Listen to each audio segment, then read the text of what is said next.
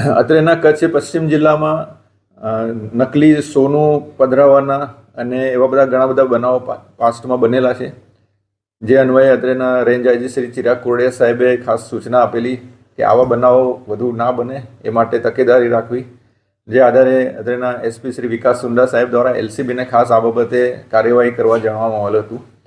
અને એના આધારે ટીમો બનાવીને જુદા જુદા વિસ્તારોમાં એ લોકો વોચ પેટ્રોલિંગમાં હતા. અને એલસીબીના કર્મચારી જીવરાજભાઈ ગઢવી અને શક્તિસિંહ ગઢવીને ખાસ બાતમી મળેલી કે ભુજ સરપટ નાકામાં 3 ઈસમો છે, 3 ભાઈઓ છે, રમજુ શાહ કાસમ શાહ શેખ, અઝરુદ્દીન કાસમ શાહ શેખ અને અલી શાહ કાસમ શાહ શેખ.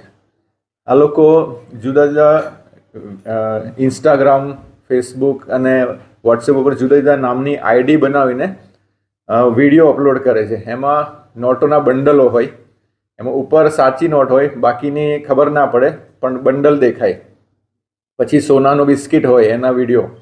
એટલે 1 લાખના બદલામાં 5 લાખ રૂપિયા આપવાની અને જે